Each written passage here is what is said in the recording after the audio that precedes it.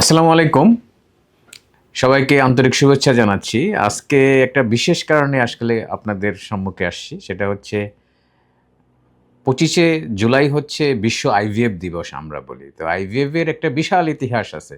ইতিহাসটা এরকম যে ঠিক ১৯৭৮ সালে ইংল্যান্ডে ২ জন ডাক্তার যে doctor Edward and doctor Patrick যে সমস্ত দম্পতি যাদের টিউব বন্ধ ছিল যেসব মহিলাদের, তাদের বাচ্চা কিভাবে হবে সেই জিনিসটা উনারা ১ম আবিষ্কার করেন এবং এটা ২৫শে জুলাই বিশ্বের ১ম আইভিএফ করে যে বেবির জন্ম হয় লুইস ব্রাউন, তার জন্ম হয় ঠিক ২৫শে জুলাই। কিন্তু ইন্টারেস্টিংলি আমাদের বাঙালির কিন্তু একটা গৌরবের দিন আছে। এই ঠিক ৬৭ দিন পরে, এই ২৫শে জুলাইয়ের ঠিক ৬৭ দিন পরে কিন্তু আমাদের একজন বাঙালি ডাক্তার সুভাষ মুখোপাধ্যায়, উনার তৈরি করা টেস্ট টিউব বেবি কিন্তু জন্ম হয় ইন্ডিয়াতে, যেটার নাম ছিল দুর্গা বা অনুপ্রিয়া আগরওয়াল। কিন্তু আমাদের এটা খুবই দুর্ভাগ্য, এই জিনিসটা কিন্তু ঠিক সুভাষ মুখোপাধ্যায় কিন্তু এই আইভিএফ নিয়ে কাজ করেন কিন্তু এই এডওয়ার্ড এবং প্যাট্রিটের আগে। কিন্তু দুর্ভাগ্য যে এই বেবিটার জন্ম হয় পরে। কারণ হচ্ছে যে সুভাষ মুখোপাধ্যায় এই বেবিটাকে ফ্রিজ করে রেখেছিলেন। যেটা যে বিশ্বের ১ম ফ্রিজিং বেবি কিন্তু জন্ম হয় আমাদের এই কলকাতায়। এটা কিন্তু আমরা অনেকেই জানি না। সো এটা একটা বিশাল অর্জন বাঙালির।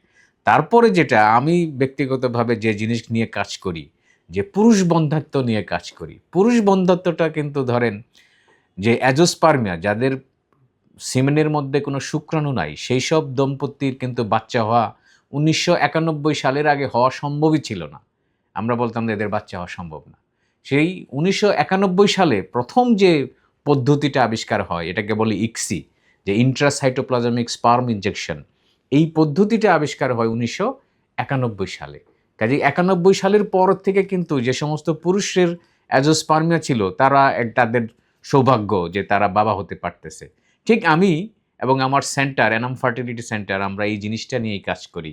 যে সমস্ত পুরুষের একেবারেই বাচ্চা হওয়া সম্ভব ছিল না, অ্যাজোস্পার্মিয়া রোগী, তাদের এই কাজগুলি, তাদের এই শুক্রাণুটা আমরা তাদের অন্ডকোষ থেকে বের করি বা তাদের নালী থেকে বের করি। তারপরে তার ওয়াইফের ডিমের সাথে মিলিয়ে বাচ্চা তৈরি করে আবার জরায়ুতে সেই বাচ্চাটা তৈরি দেই। খুবই আশ্চর্যজনক একটা ব্যাপার এবং সত্যি এই আইভিএফ পদ্ধতিটা আবিষ্কার না হলে অনেক মানুষের হয়তো তাদের প্রজন্ম তৈরি করার যে প্রসেসটা, তারা সন্তানের মুখ দেখার হয়তো সৌভাগ্য হতো না। সো বিশ্ব আইভিএফ দিবসে সকল যারা বন্ধ্যাত্বে ভুগতেছেন তাদের জন্য বলবো যে এখন বন্ধ্যাত্বের অনেক চিকিৎসা পদ্ধতি অ্যাভেলেবল বাংলাদেশে, এবং বাংলাদেশেই সব কিছু এই যে আইভিএফ বলেন, ইকসি বলেন, উন্নতর যত প্রযুক্তি আছে বাংলাদেশেই এখন চিকিৎসা করা সম্ভব। কাজেই যারা বন্ধ্যাত্বে ভুগতেছেন আমরা বলবো আপনারা দেরি না করে আপনাদের নিকটতম ডাক্তারের সাথে পরামর্শ করুন এবং আমরা আশা করি আপনাদের ভালো সফলতার দিতে পারবো সেই আশা ব্যক্ত রেখে আপনাদের সবাইকে শুভেচ্ছা জানিয়ে আমার বক্তব্য শেষ করছি। আল্লাহ হাফেজ।